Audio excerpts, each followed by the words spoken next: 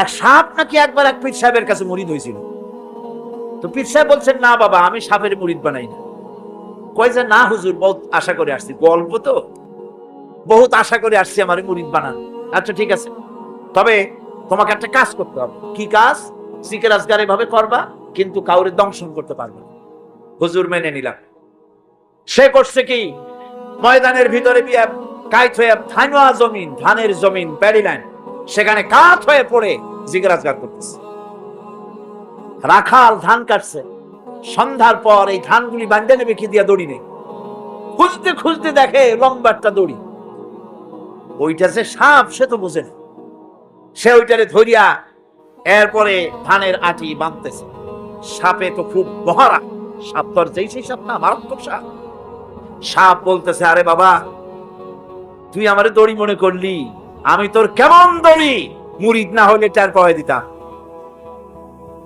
বান্দার কারণে সাপের ঘাড়ে মচকে গেছে, ঘাড়ে খুব ব্যথা লাগছে।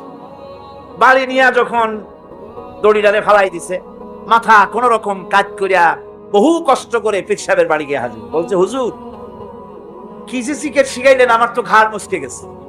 আশ্চর্য কথা, জিকির আজকারে মানুষের মানে কারো ঘাড় তো মচকাবার কথা না, তোমার ঘাড় মচকাইল কেন? পুরা ঘটনা সে শুনাই। আচ্ছা, তা তুমি কিছু করলা না? কয়, হুজুর, আপনি তো নিষেধ করেছেন দংশন করতে।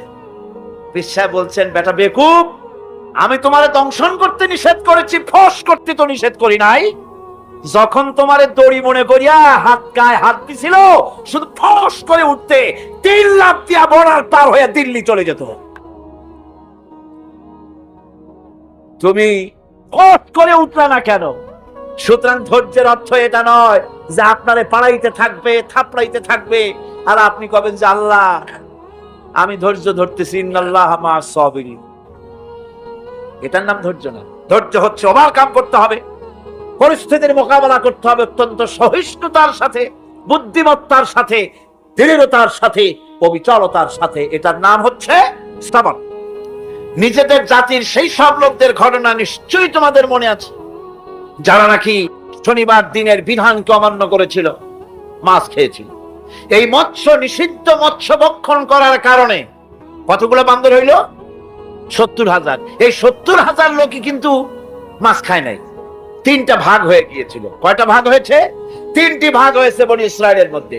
এক ভাগে মৎস্য খেলো, খুব বুদ্ধি করে খেলো তারা। মানুষ তো বুদ্ধি দারুণ। তারা চিন্তা করলো, শনিবারে মাছ যখন খাওয়া নিষেধ, তো শনিবারের দিন মাছ যখন আসবে কেনারায়, একটা বেড়া দিয়ে রাখবো, এমন করে শনিবারে এসে ঢুকবে, বাইরে যেতে পারবে না। রবিবার দিন ওইটারে ধরিয়ে ধরিয়ে মজা করে খাবো।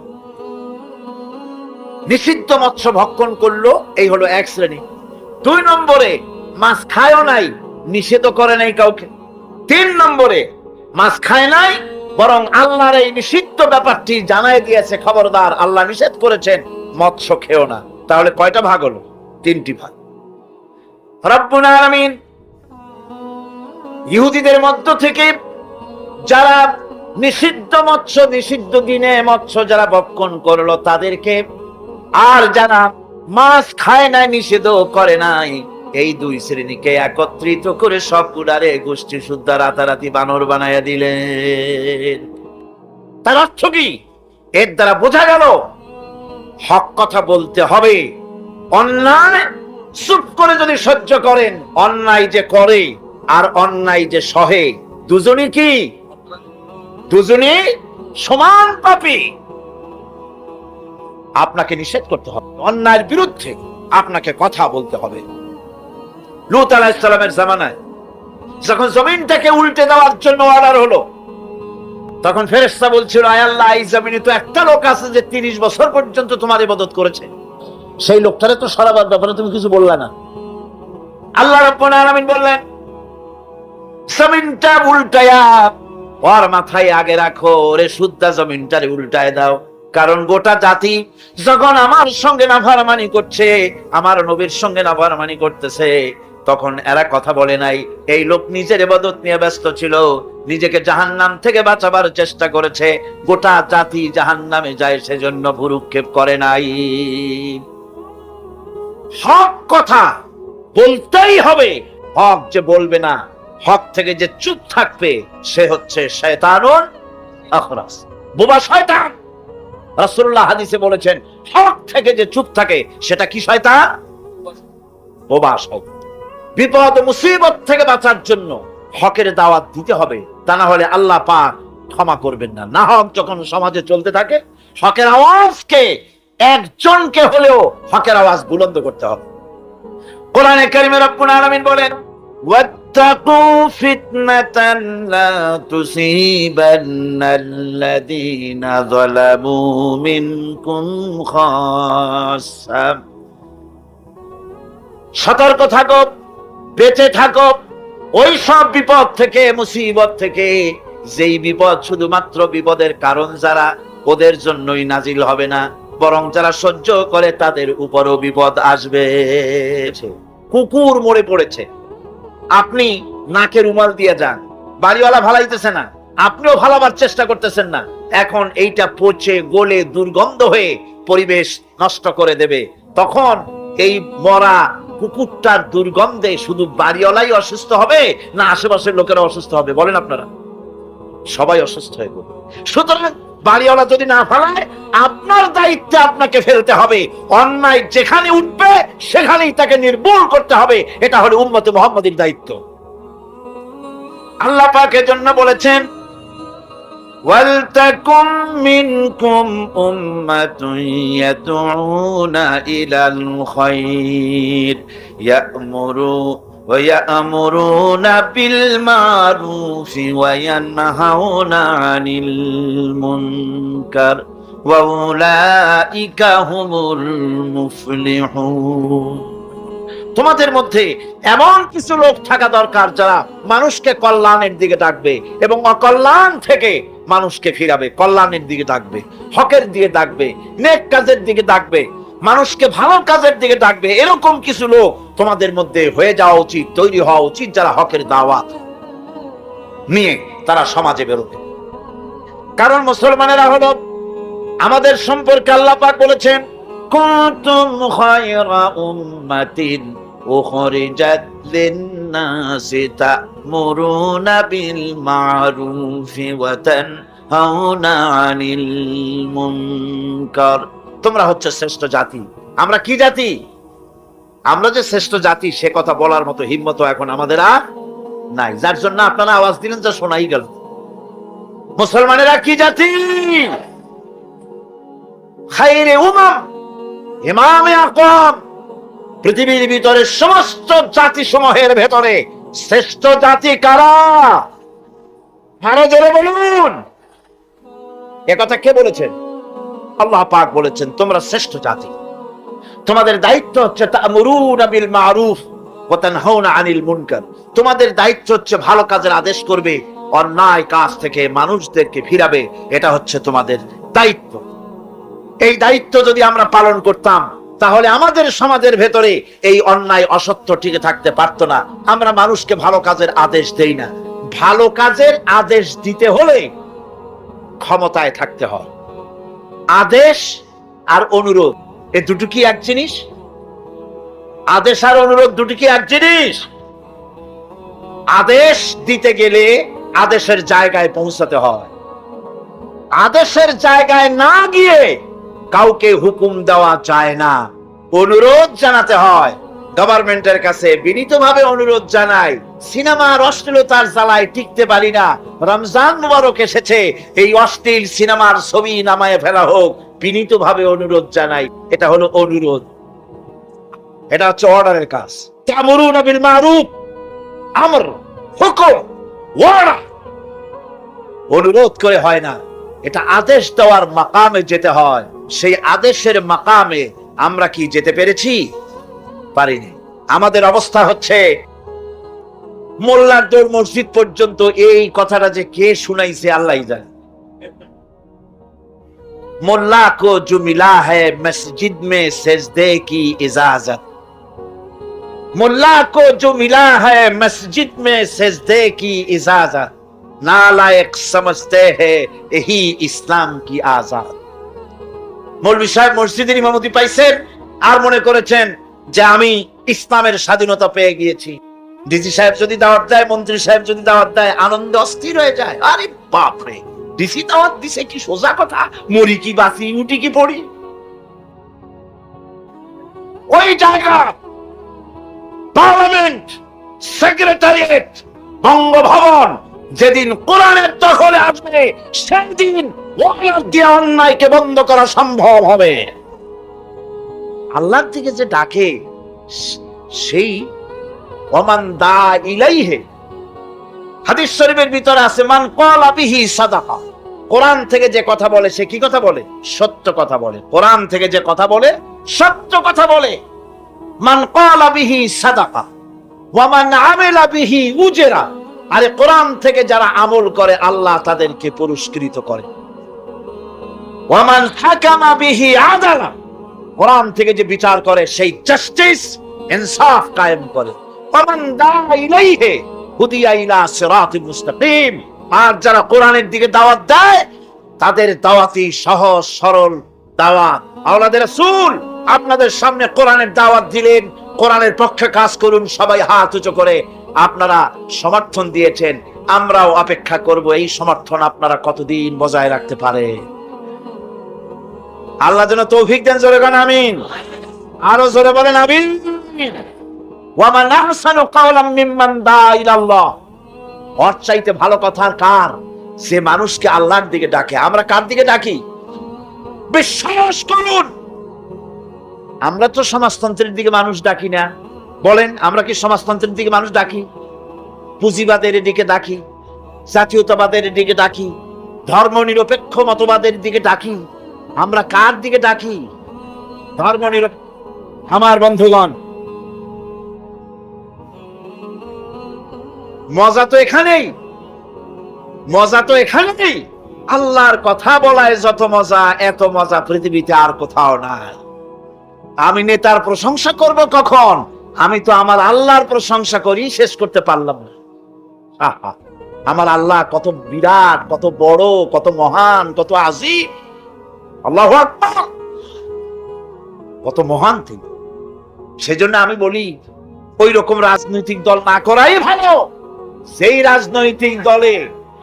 রাজনৈতিক দলে থাকলে আল্লাহু আকবার স্লোগান দেওয়া যায় না। মুসলমানের সন্তানেরা, তোমরা কথা বলতে পারো না, তোমাদের নেতাদেরকে জানাও আমি মুসলমানের বাচ্চা, আমার শরীরে নদীতে রক্ত প্রবাহিত, সালাউদ্দিন আইয়ুবীর রক্ত প্রবাহিত, শহীদ তিতুমীরের রক্ত প্রবাহিত। সুতরাং দুনিয়ার মিছিলে জনসভায় সব স্লোগান দেওয়া যাবে, নারায়ে তাকবীর আল্লাহু আকবার বলা যাবে না। এমন রাজনীতির কপালে আগুন লাগুক। আমার জন্ম যেদিন হয়েছে, আমার কানে প্রথম কি আওয়াজ শুনেছি? চিল্লায় বলতে হবে, কি শুনেছি? আমার আযানের প্রথম শব্দ কি? আমার ইকামতের প্রথম শব্দ কি? আমার নামাজের প্রথম শব্দ কি? আমার জীবনের শেষ নামাজ জানাজার প্রথম শব্দ কি? শেষ শব্দ কি? সুতরাং বঙ্গভবন, পার্লামেন্ট থেকে শুরু করে জীবনের সব ক্ষেত্রে স্লোগান তো একটাই মুসলমানদের, নারায়ে তাকবীর আল্লাহু আকবার। ওয়া মান আহসানু কাওলাম মিম্মান দাআ ইলাল্লাহ, ওর থেকে ভালো কথা আর কার হবে যে মানুষকে আল্লাহর দিকে ডাকে। ওয়া আমিলা সালিহান, আর এরপরে সে নেক কাজ করে, সৎ কাজ করে। ওয়া ক্বালা ইন্নানি মিনাল মুসলিমিন, আর আমি হচ্ছি মুসলমানদের একজন। আমি মুসলমান তা বলছে না, কিন্তু কি বলছে? আমি মুসলমানদের একজন। এই আয়াত নাজিল হলো কখন? যখন মক্কায় মুসলমানদের উপরে অত্যাচারের স্টিম রোলার চালানো হচ্ছে। মুসলমানদেরকে চিৎ করে শোয়াইয়া আগুনের উপরে চিৎ করে শোয়েছে। আগুনের আংটা আগুনের উপরে চিৎ করে শুইয়ে দিয়ে বুকের উপরে পাথর চাপা দিয়ে রাখা হয়েছে। হযরতে খুবাইব রাদিয়াল্লাহু তাআলা আনহুকে খালি গায়ে দেখে একদিন হযরত ওমর বলেছিলেন, খুবাইব, তোমার পিঠের এমন অবস্থা কেন? কোমরটা এরকম চিকুন, পিঠের ভিতরে এত বড় বড় গর্ত কেন? তিনি বললেন, ওমর, ভাই তোমার কি মনে নাই ইসলাম কবুল করার অপরাধে কাফির বেঈমানেরা আমাকে মারধর করেছে, না খাওয়ায় রেখেছে, তারপরেও যখন ইসলাম আমাকে দিয়ে ছাড়াতে পারলো না, তখন আগুন জ্বালালো, আংটা আগুন বিছায় দিয়া আমাকে চিৎ করে শুইয়া দিয়া আমার বুকের উপরে পাথর চাপা দিয়া রাখলো, আগুন পুড়ে পুড়ে গোশতের মধ্যে ঢুকলো, গায়ের রক্ত আর চর্বি গলে গলে আগুনগুলো নিভে গেল। সেই যে পিঠের ভিতরে গর্ত হয়েছে, আজও পর্যন্ত পিঠের গর্ত মুছে যায় নাই। আল্লাহ পাক বলছেন ওয়াকালা ইন্নানী মিনাল মুসলিমিন। ওই সাহাবীরা যখন নিজেকে মুসলমান বলে পরিচয় দেওয়ার অর্থই হলো সিংহ, ব্যাঘ্র, হিংস্র প্রাণীর সামনে নিজেকে সুপর্দ করে দেওয়া, সেই পজিশনে, ওই প্রেক্ষাপটে মুসলমানরা বলতেছে ইন্নানী মিনাল মুসলিমিন, যে মুসলমান গুলারে তোমরা পিটাও, আমি ওদের একজন মুসলমান। কত বড় সাহসের কথা! যাদেরকে মারতেছো, পিটাইতেছো, আগুনের উপরে রাখতেছো, আমি তাদেরই একজন মুসলমান। সুবহানাল্লাহ। এইরকম মার খেয়ে অস্থির হয়ে তারপরে হযরত খাব্বাব বিন আল-আরিত রাদিয়াল্লাহু তাআলা আনহু রাসূল করিম সাল্লাল্লাহু আলাইহি ওয়াসাল্লামের খিদমতে হাজির হয়ে বলেছিলেন, শাকাউনা ইলা রাসূলিল্লাহি সাল্লাল্লাহু আলাইহি ওয়াসাল্লাম ওয়া হুয়া মুতাওয়াসসাদুন বুরদাতুন লাহু ফি যিল্লিল কাবা। তিনি কাবা শরীফের ছায়া আরাম ফরমাচ্ছিলেন। হযরত খাব্বাব বিন আল-আরিত সেখানে গিয়ে বললেন, আলা তাস্তানসিরু লানা, আলা তাদউ লানা ইয়া রাসূলুল্লাহ, হে রাসূল আপনি কি আমাদের জন্য দোয়া করবেন না, আমরা তো শেষ হয়ে গেলাম। হুজুর বললেন, হুজুর উঠে বসলেন আর বললেন, দেখো তোমরা এখনই ব্যস্ত হয়ে গেল, এখনই ব্যস্ত হলে তোমাদের আগে যারা দিন প্রতিষ্ঠিত করতে এখানে এসেছিল তাদেরকে কাফেরেরা তাদেরকে ধরতো, তাদের জন্য গর্ত খনন করত, তারপরে তার মধ্যে কোমর পর্যন্ত দাবাই দিত। সুম্মা ইউতা বিল মানশাব ফায়ুদাউ আলা রাসিহি ফায়ুজালু নিসাইন, এরপরে করাত মাথার উপরে রেখে জীবিত মানুষটাকে করাত দিয়ে চিরে দুই টুকরা করে ফেলে দিত। মা ইয়াসুদ্দুহু নিকান্দিনে, এত বড় অত্যাচার করেও মুসলমানদেরকে আল্লাহর দ্বীনের রাস্তা থেকে এক চুলও সরাই দিতে পারে না। ওয়াল্লাহি লা ইউতাম্মান্নাল্লাহু হাযাল আমর, আল্লাহর নামে কসম করে বলছি, এমন এক সময় আসবে যখন মানুষেরা যাতায়াত করবে, সুন্দরী রমণীরা যাবে, সওদাগরেরা যাবে, টাকা নিয়ে পয়সা নিয়ে চলাফেরা করবে, লা ইয়াখাফু ইল্লাল্লাহ, আল্লাহ ছাড়া মনের মধ্যে কারো ভয় থাকবে না। সুবহান, আল্লাহ ছাড়া কারো ভয় অন্তঃকরণে থাকবে না। এরকম সময় আসবে, ওয়ালাকিন্নাকুম তাস্তাজিলুন, আসলে তোমরা বড্ড তাড়াহুড়ো করছো, এত তাড়াহুড়ো করো না, অপেক্ষা করো, আমি নবী কসম করছি এমন সময় আসবে। রাসূলুল্লাহ ওয়াদা করেছিলেন। সেরকম সমাজ আসছিল না আসে না? আসছিল কিনা জোরে গণ? আসছিল। আল্লাহ পাক বলছেন হকের দাওয়াত দিতে হবে, আর এই দাওয়াত দিতে গিয়ে কিছু পরোয়া করা যাবে না। এই দাওয়াত দিতে গেলে বিপদ আসবে, মুসিবত আসবে, কষ্ট হবে, রক্ত দিতে হবে, জীবন দিতে হবে, তার উপরে ইসলামের রাষ্ট্রের প্রাসাদ নির্মাণ হবে। এই শহরে বড় বড় বিল্ডিং আছে না? আছে কিনা? এই বিল্ডিং গুলির কাছ থেকে আপনি হেদায়েত নিতে পারেন। বিল্ডিং এর কাছ থেকে হেদায়েত নেবেন কি? বিল্ডিং এর কাছ থেকে হেদায়েত নেবেন, বিল্ডিং তৈরি করতে গিয়ে কিছু ইট ভেঙ্গে চুড়ে টুকরা টুকরা হয়ে মাটির তলে যেতে হয়েছে নাকি হয় নাই? মাটির তলে যে ইটগুলি গেল, সেই ইটেরা যদি বলতো আমরা মাটির তলে যাব না, আমরা উপরে থাকবো, যাতে করে বার্জারের রং আমার গায়ে লাগে, এটা যদি বলতো, তাহলে বিল্ডিং কি তৈরি হইতে পারতো? বিশাল একটা বিল্ডিং, 100 তলা বিল্ডিং তৈরি করতে গিয়ে শত সহস্র ইটকে টুকরা টুকরা হয়ে মাটির তলায় মাদফুন হতে হয়েছে, তার উপরে বিল্ডিং এর ফাউন্ডেশন হয়ে গেল, তার উপরে বিরাট বিল্ডিং দাঁড়ায় গেল। ইসলামের বিল্ডিং যদি বানাতে চাই, ইসলামের রাষ্ট্রের ইমারত যদি করতে চাই, আপনার মতো আমার মতো হাজারো লাখো মানুষকে শহীদ হয়ে মাটির তলায় চলে যেতে হবে। এরকম শাহাদাতের উপরে ভিত্তি করে ইসলামের ইমারত গড়বে, নইলে হবে না। শাহাদাতের তামান্না দিলের মধ্যে থাকতে হবে। আছে আপনাদের শাহাদাতের তামান্না? আছে বন্ধুগণ? কোরআন শরীফের এই তাফসীরের মাহফিলে আমরা সব সময় হক কথা বলি, ঠিক কিনা? 20 বছরের ইতিহাস তার সাক্ষী। দেশি বিদেশি আন্তর্জাতিক দুনিয়া মুসলিম নির্যাতনের, মানবতা নির্যাতনের বিরুদ্ধে আমরা কোরআনের মাহফিল থেকে কথা বলে থাকি, ঠিক কিনা? আমি আগেই বলেছি, আক্ষরিক অর্থে এ মাহফিল কোন রাজনৈতিক দলের মাহফিল নয়, এটা কোরআনের মাহফিল। জোরে বলেন, কিসের মাহফিল? আর কোরআনের মাহফিল থেকে যদি হক কথা বলা না হয়, তাহলে হক কথা বলা হবে কোথায়, ঠিক কিনা? আজ দেশের জন্য কল্যাণ হবে, আমরা কল্যাণ চাই, শান্তি চাই। বন্ধুগণ, কোরআনে কারীম বলছে ওয়াতাওয়াসাউ বিল হক ওয়াতাওয়াসাউ বিস সাবর, হকের দাওয়াত দাও। এক সাপ নাকি একবার এক পীর সাহেবের কাছে মুরিদ হয়েছিল। তো পীর সাহেব বলছেন, না বাবা, আমি সাপের মুরিদ বানাই না। কই যে, না হুজুর, বহুত আশা করে আসছি, গল্প তো, বহুত আশা করে আসছি আমার মুরিদ বানান। আচ্ছা ঠিক আছে, তবে তোমাকে একটা কাজ করতে হবে। কি কাজ? জিকির আজকার এভাবে করবা, কিন্তু কাউরে দংশন করতে পারবে না।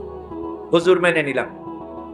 সে করছে কি, ময়দানের ভিতরে গিয়ে কাইত হয়ে ধানওয়া জমিন, ধানের জমিন, প্যাডি লাইন, সেখানে কাত হয়ে পড়ে জিকির আজকার করতেছে।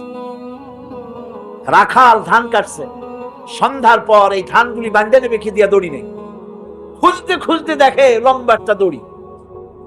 ওইটা যে সাপ সে তো বুঝে না, সে ওইটারে ধরিয়া এরপরে ধানের আটি বাঁধতেছে।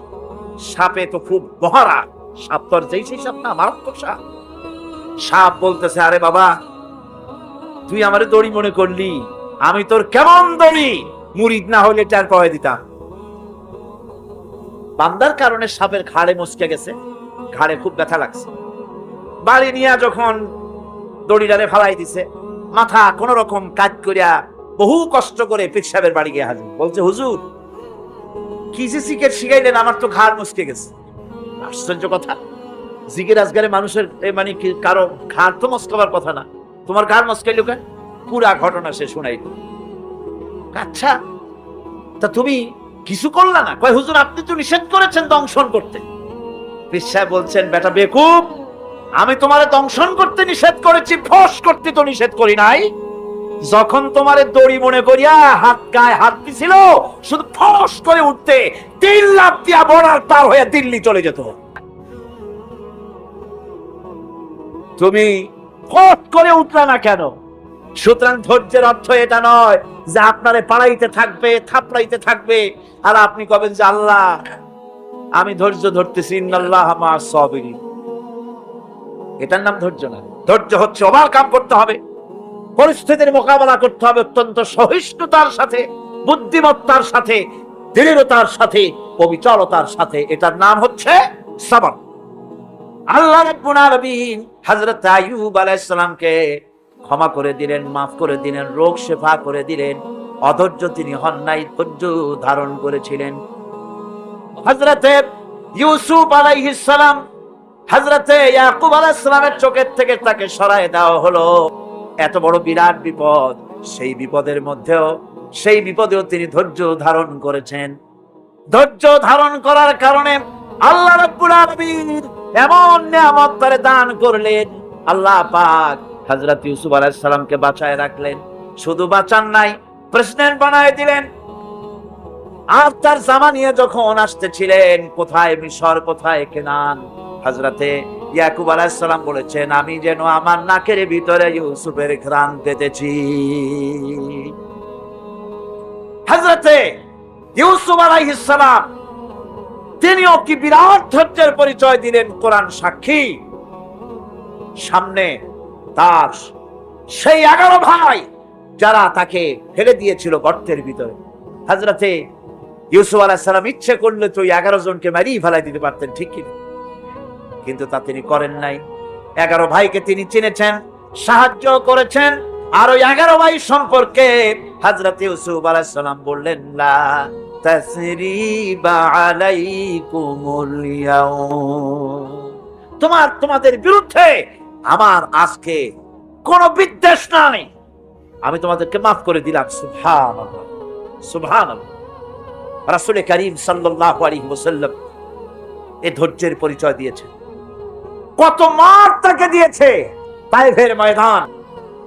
যারা তায়েফে গেছেন তারা দেখেছেন সরু রাস্তা, দুই দিকে পাহাড়, এই দুই দিক থেকে যুবকেরা পাথর নিক্ষেপ করছে আর তিনি পড়ে যাচ্ছেন। আবার কাফেরেরা জবরদস্তি করে হাঁটাচ্ছে, আবার পাথর মারতেছে, আবার বেহুশ হচ্ছেন। 3 বার বেহুশ হয়ে পড়েছিল। ফেরেশতা বলেছেন, হে আল্লাহর নবী, আমাদেরকে অনুমতি দেন, আমাদেরকে হুকুম করে দেন, আমরা এই পাহাড়গুলি দিয়া চাপা দিয়া কাফেরগুলিকে শেষ করে দেই। নবীজি তখন বলেছিলেন, নবীজি বলেছেন, আমি যদি তোমাদেরকে হুকুম করি আর আমার হুকুম মতো যদি সমস্ত কাফেরদেরকে পাহাড় চাপা দিয়া সব যদি মেরে ফেলে দাও, তাহলে একটা কাফের যদি না বাঁচে কার কানে পৌঁছাবো? লা ইলাহা ইল্লাল্লাহু মুহাম্মাদুর রাসূলুল্লাহ। নবীজি গায়ের রক্ত মুছে 2খানা হাত আল্লাহর দরবারে তুললেন আর দোয়া করলেন, আয় আল্লাহ রব্বুল আলামিন, এই কাফির বেঈমানেরা আমারে চেনে নাই, বোঝে নাই, আমি যে তোমার নবী ওরা তা বুঝতে পারে নাই, না জেনে না বুঝে আমার উপরে যে অত্যাচার করলো, আয় আল্লাহ তুমি যেন রাগ করে এই কাফেরদের পরে তুমি যেন গজব নাজিল করো না। ধৈর্যের চূড়ান্ত নমুনা দেখিয়েছেন বিশ্ব নবী মুহাম্মদ রাসূলুল্লাহ সাল্লাল্লাহু আলাইহি ওয়াসাল্লাম। উহুদের বুখারী শরীফের কিতাবুল মাগাজির মধ্যে আছে, উহুদে চতুর্দিক থেকে রাসূল করিম সাল্লাল্লাহু আলাইহি ওয়াসাল্লামকে ঘেরাও করা হয়েছে। হুজুরকে পাহারা দিতে দাঁড়িয়েছেন সাহাবায়ে কেরাম, বুক দিয়ে রাসূলের দিকে ফেরা, পিঠ পিছনে ফেরানো আছে। কাফেরেরা তীর নিক্ষেপ করছে, এই তীরগুলি এসে হুজুরের সাহাবীদের পিঠের মধ্যে ঢুকছে। হাদিস শরীফের ভিতরে এসেছে, রাসূলকে হেফাজত করার জন্য যত তীর মারা হলো, সাহাবীরা তীরগুলি পিঠে ধারণ করলেন। একা হযরত তালহার পিঠে 80টা তীর প্রবেশ করেছিল। রাসূলুল্লাহর দান্দার মোবারক শহীদ হয়ে গেল, হুজুর পড়ে গেলেন। হযরতে ফাতিমা রাদিয়াল্লাহু তাআলা আনহা ছুটে এসে হুজুরের রক্ত বন্ধ করার জন্য চেষ্টা চালাতে লাগলেন, রক্ত বন্ধ হয় না। হযরতে আবু উবাইদা রাদিয়াল্লাহু তাআলা আনহু হুজুরের মস্তকের ভিতর থেকে লোহার কড়া দাঁত দিয়া কামড়াইয়া বহু কষ্ট করে উঠালেন। কপাল দিয়া রক্ত পড়ে, মুখ দিয়া রক্ত পড়ে, 2 হাত দিয়া রাসূল চেহারা মুছে এনে হাতে দেখেন রক্ত। আল্লাহর নবী বলেন, এই জাতির কল্যাণ কি করে হবে? সেই জাতি তার নবীর চেহারা রক্ত দিয়া লাল বানাইয়া দিল। মদিনায় সারা পড়ে গেল, নবী নাই, নবী শহীদ হয়ে গিয়েছেন। চতুর্দিক থেকে লোকেরা দৌড় আরম্ভ করলো। একজন মেয়ে লোক দৌড়ায়, সাহাবীরা জিজ্ঞাসা করেন, কোথায় যাও? মেয়ে লোকটি বলতেছেন, উহুদের দিকে যাই। বলে যায়, কোনো লাভ নাই, উহুদে যে যেতেছো যে কোনো লাভ নাই, যেহেতু তোমার যে 2টি ছেলে ছিল, ছেলে 2টি শহীদ হয়ে গিয়েছে। মেয়ে লোকটি বলছে, কে শহীদ হয়েছে শুনতে চাই না, আল্লাহর নবী কেমন আছেন সেটা জানা। মেয়ে লোকটি বহু কষ্ট করে উহুদের ময়দানে আল্লাহর নবীর খেদমতে হাজির হয়ে নবীজিকে জীবিত অবস্থায় দেখে তিনি বলছিলেন, হে রাসূল, আমার দুইটা কলিজার টুকরা সন্তান দুনিয়া থেকে বিদায় হয়ে গেছে, আমার মনে কোনো কষ্ট লাগে নাই, হুজুর আপনি বেঁচে আছেন, এটাই উম্মতের বড় সান্ত্বনা। ভাইরা আমার, এই হাজারো বিপদ, হাজারো মুসিবতের ভিতরে ধৈর্য ধারণ করেছেন আল্লাহর নবীরা, ধৈর্য ধারণ করেছেন। ধৈর্য হচ্ছে সবচাইতে বড় কোয়ালিটি। ওয়াতাওয়াসাউ বিল হাক্কি ওয়াতাওয়াসাউ বিস সাবর। সবর ইখতিয়ার করলে পরে দুনিয়া আল্লাহ শান্তি দিবেন, আখিরাতেও শান্তি দিবেন। আজ আমার দেশে যত সবচাইতে বেশি যে জিনিসের অভাব, তার নাম হলো সবর। কিসের অভাব? সবরের অভাব। তোমরা কি মনে করেছো যে বেহেশতে চলে যাবে? অথচ এখনো দেখা হয় নাই যে তোমাদের মধ্যে কে সবর অবলম্বনকারী, জিহাদের ময়দানে কে জিহাদ করতে এবং সবর ইখতিয়ার করতে কে তোমাদের মধ্যে পারদর্শী, অথবা এই পরীক্ষায় কে কামিয়াব হবে, এটা এখনই দেখা হয় নাই। আর এমনি তোমরা জান্নাতে চলে যাবে? জান্নাতে যাওয়া তো সহজ নয়, আল্লাহ পাক পরীক্ষা নেবেন, সেই পরীক্ষায় কামিয়াব হতে হবে। আর আল্লাহ পাক বলেছেন অবশ্যই সবরের পরীক্ষা নেব। ওয়ালানাবলুওয়ান্নাকুম হাত্তা না'লামাল মুজাহিদিনা মিনকুম ওয়াস-সাবিরিনা ওয়া নাবলুয়া আখবারাকুম। অবশ্যই আমি তোমাদেরকে পরীক্ষা করব, আর এই পরীক্ষার ভিতরে সত্যিকারের মুজাহিদ যারা, তারাই দৃঢ়, যারা নাকি দৃঢ়তা অবলম্বন করবে, সবর ইখতিয়ার করবে, আল্লাহ রাব্বুল আলামিন পরীক্ষায় তাদেরকে কামিয়াব করবেন। এই সবর এক মহা সম্পদ। সবর ইখতিয়ার করতে হবে মুসলমানদেরকে। জান্নাতের ভিতরেও আল্লাহ পাক যারা সবর করবে তাদের জন্য বিরাট নিয়ামত আল্লাহ পাক জান্নাতে দান করবেন। জান্নাতে যাওয়ার জন্য সবর একটা মহাগুণ। এই গুণ মুসলমানদের ভিতরে থাকতে হবে। আমার বন্ধুগণ, কোরআনে কারীমের ছোট্ট সূরা সূরা ওয়াল আসরের ভিতর থেকে যে কথাগুলি বিগত 4 দিন আর আজকে বলা হলো, জীবন আমাদের ব্যর্থ, জীবন আমাদের ক্ষতিগ্রস্ত। এই জীবন যদি আমরা সবল করতে চাই তাহলে 4টি আমল করা লাগবে, ঈমান আর আমলে সালেহ। আর আমাদের করা লাগবে আমলে সালেহের সাথে হকের দাওয়াত আর সবর ইখতিয়ার করতে হবে। এই সবর যদি করতে পারি, জিহাদের ময়দানে লোক যদি কম হয়, বেশি সংখ্যকের উপরে আল্লাহ পাক আমাদেরকে জয়ী করে দিবেন। ইয়াকুম মিনকুম 20 সাবিরুনা ইয়াগলিবু মিআতাইন।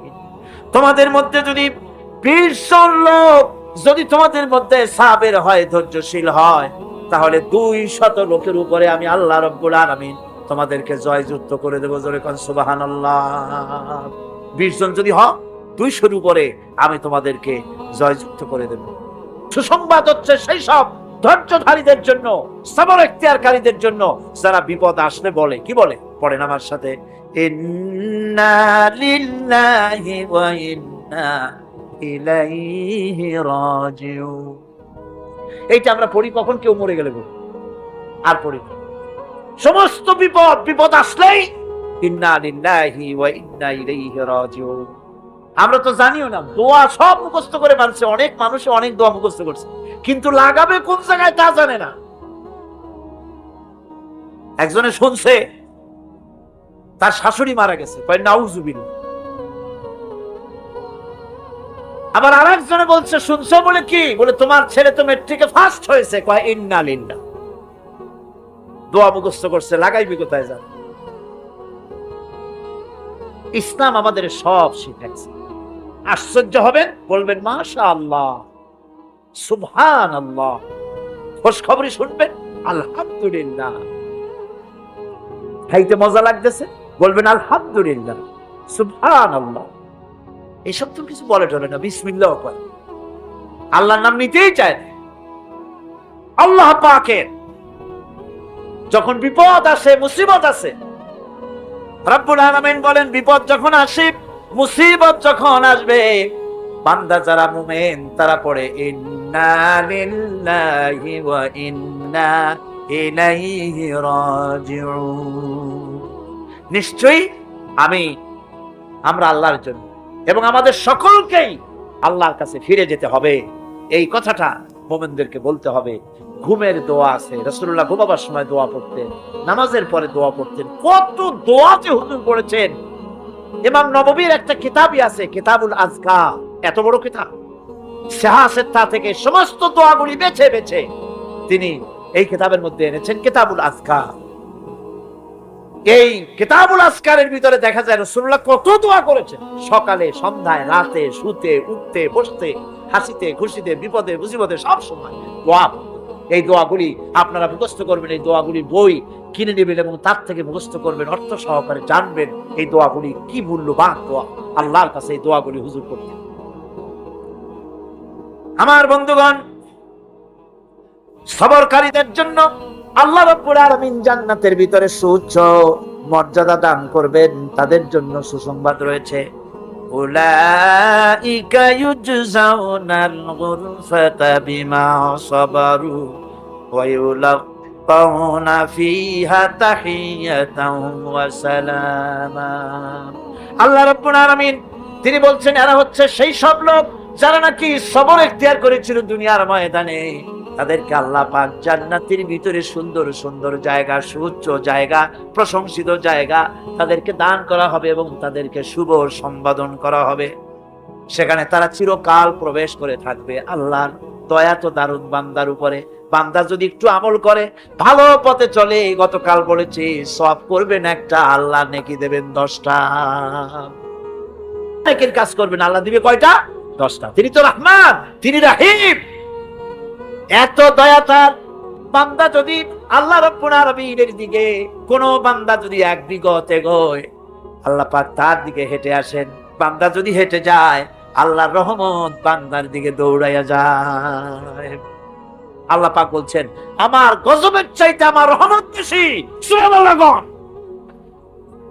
সেই জন্য আকীদাকে শুদ্ধ করে নিতে হবে।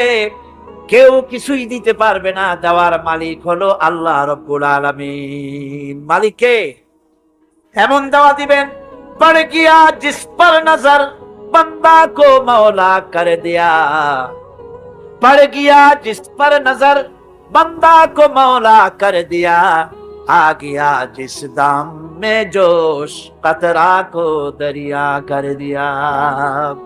আল্লাহ রাব্বুল আলামিনের রহমতের নজর যদি কোনো গোলামের প্রতি পড়ে যায়, গোলামটা বাদশাহে পরিণত হয়ে যায়। আল্লাহর রহমতের নজর যদি এক ফোঁটা পানির উপরে পড়ে যায়, পানি ফোঁটা আটলান্টিক মহাসাগরে পরিণত হয়ে যায়।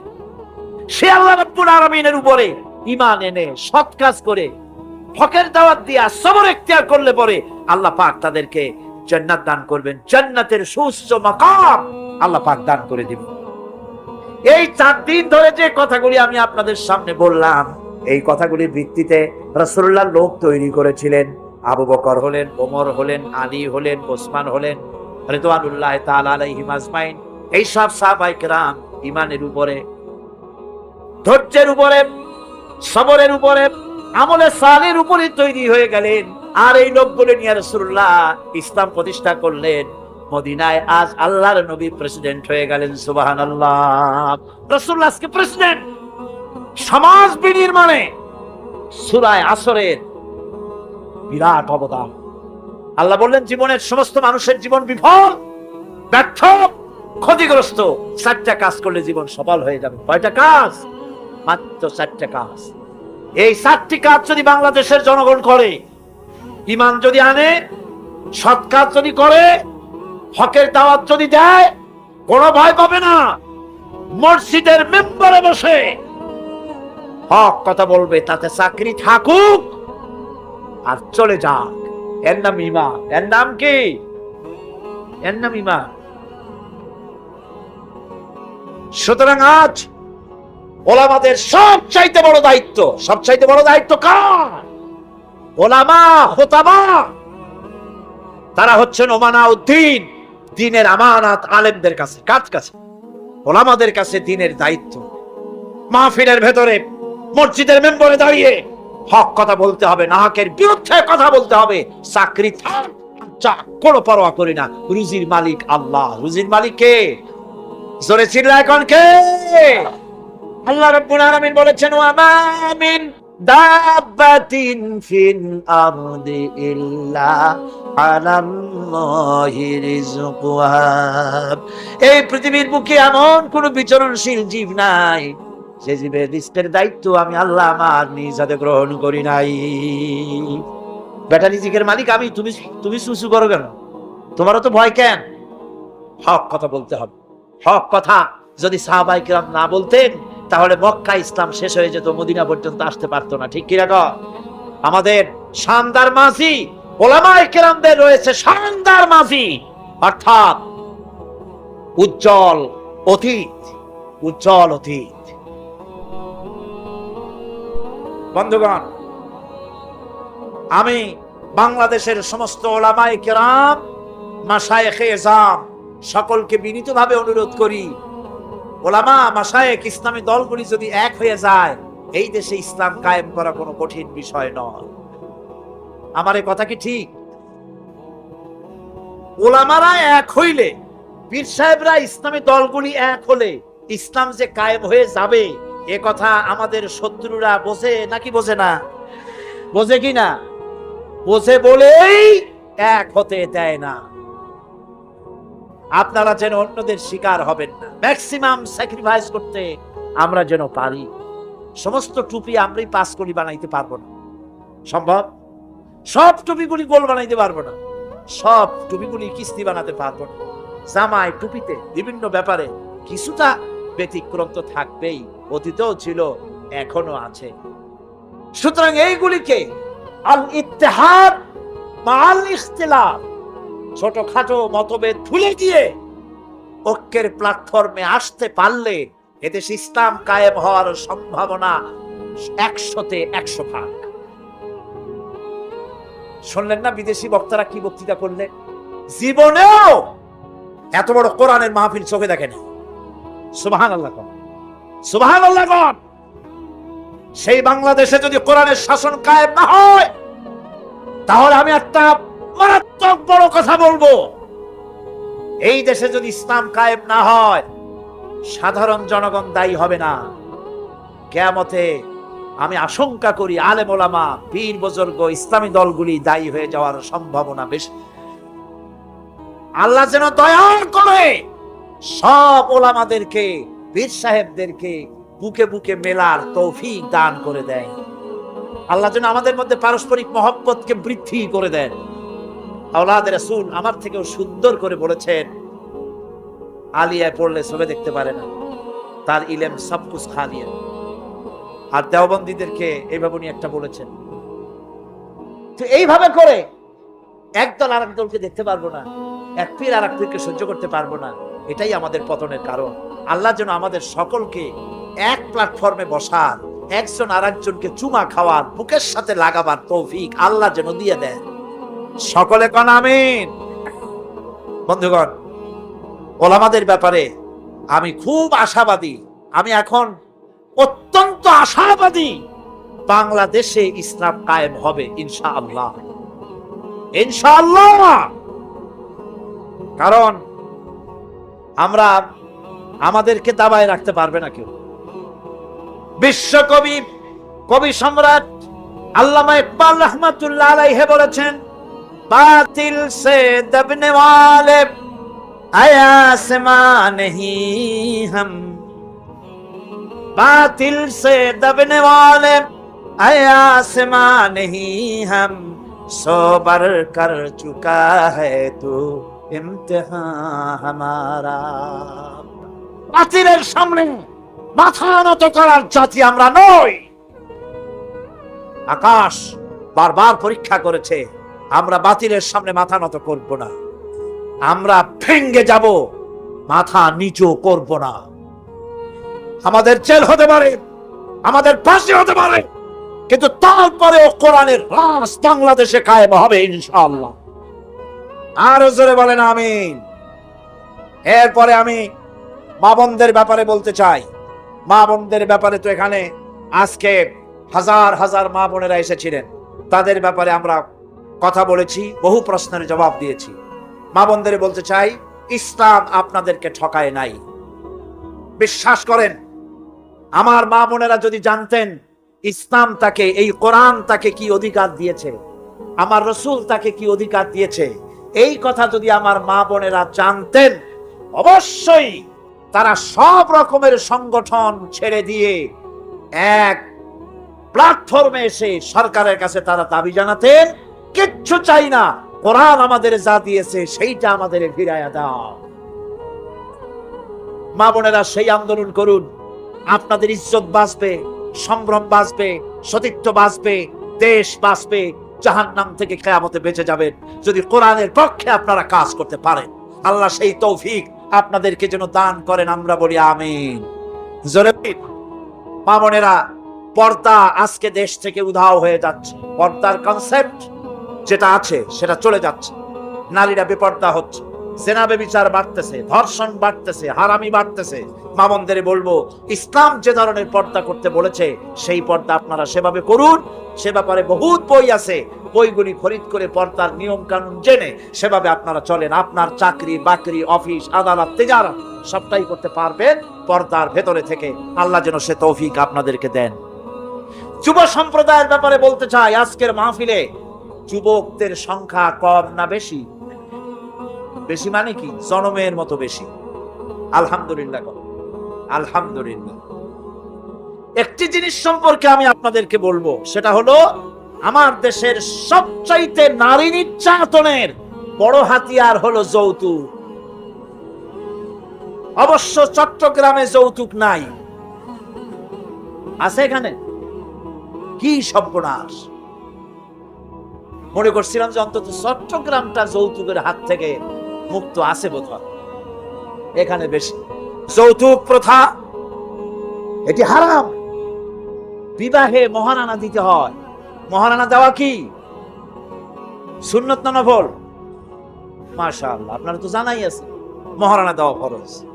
এই ফরজ দায়িত্ব আপনাকে আদায় করতে হবে। সেই ফরজ আদায় না করিয়া, মহারানা ফরজ সেটা আদায় না করে মেয়েওয়ালার কাছ থেকে হারাম যৌতুক আদায় করা হয়, বেবরকতি হবে না তো হবেটা কি?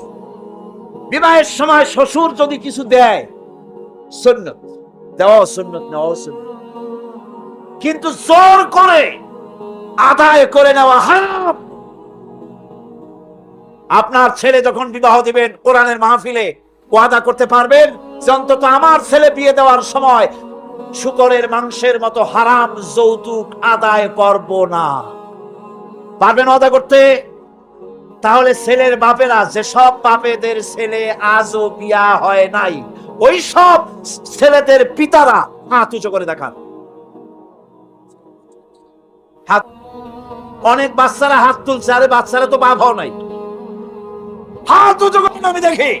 আর আমি যতদূর না দেখবো আল্লাহ তো দেখতেছেন। কে দেখতেছেন? হাত নামান। আলহামদুলিল্লাহ, জোরে কোন আলহামদুলিল্লাহ। এবার এবার তরুণ, যুবক, কিশোর যারা বিয়া করো নাই, হাত নামাও, হাত নামাও, হাত নামাও। আচ্ছা, বিবাহ করার সময় থামো না। বিবাহ করার সময় তোমার কাছে মূল্য কোনটার বেশি? টেলিভিশনের মূল্য বেশি না বউর দাম বেশি? শ্বশুরের দেওয়া খাট না হইলে শুইতে পারবা না। তুমি কি এমন ভিক্ষুকের পোলা নাকি? শ্বশুরের পালঙ্ক দিতে হবে, শ্বশুরের টেলিভিশন দিতে হবে, শ্বশুর সোনা দানা দিয়ে দেবে। তুমি কি ভিক্ষুকের বাচ্চা? তুমি পুরুষ। তোমার আত্মমর্যাদা, পার্সোনালিটি, শখসিয়ত, ব্যক্তিত্ব থাকতে হবে। মেয়ে লোকের বাপের কাছ থেকে তুমি অর্থ নিবে কেন? সে যদি কিছু দেয় আলহামদুলিল্লাহ, না দেয় আলহামদুলিল্লাহ। বউকে গালি দিতে পারবে না। বউকে, বউয়ের মাকে, তার বাবাকে কখনো খোঁটা দেওয়া যাবে না। বিনা যৌতুকে বিবাহ করবে যারা, সেই সব অবিবাহিত যুবকের আবার হাত উঁচু করে দেখো, হাত উঁচু করে রাখো, আমি দেখি। খালি হাত, খালি হাত। এই মেয়ে বসো। এর দ্বারা বোঝা গেল কি জানেন? বোঝা গেল মাহফিলে যারা এসেছে তার 90% মতো যুবক, তারুণ্যের শক্তিতে উদ্বেল যুবকেরা মাহফিলে এসেছে। সে দেশের তরুণেরা, যুবকেরা কোরআন শুনতে আসে, সে দেশের কোরআনের আইন ক্ষমতা নয়। মোমেন বান্দা যারা, যত বড় বিপদ আসুক আমারে ডাকো, আমি বিপদ দিয়ে বাঁচাই দেব। সুবহানাল্লাহ, বিপদ থেকে আমি বাঁচাই দেব। আল্লাহ পাক বলেছেন, ফাইন্না মাআল উসরি ইউসরান, ইন্না মাআল উসরি ইউসরা। জেনে রাখো, দুঃখ এবং কষ্টের পরে রয়েছে সুযোগ সুবিধা, আর অসচ্ছলতার সাথে রয়েছে উদার সচ্ছলতা। যত বড় বিপদ আসছে, এই বিপদের পরেই আল্লাহ পাক তার গোলামদের উপরে রহমত নাজিল করবেন ইনশাআল্লাহ। সুতরাং ঈমানদার লোকেরা, তাদেরকে আল্লাহ পাক বলছেন, কোনো ভয় নাই, কোনো চিন্তা নাই। যত বড় বিপদে পড়ো আমারে ডাকো, আমি ডাকের সাড়া দিয়ে দেব। সবাই আল্লাহরে ডাকেন। সুবহানাল্লাহ ওয়ালহামদুলিল্লাহ লা ইলাহা ইল্লাল্লাহ। জোরে পড়েন, সুবহানাল্লাহ ওয়ালহামদুলিল্লাহ লা ইলাহা ইল্লাল্লাহ, সুবহানাল্লাহ ওয়ালহামদুলিল্লাহ।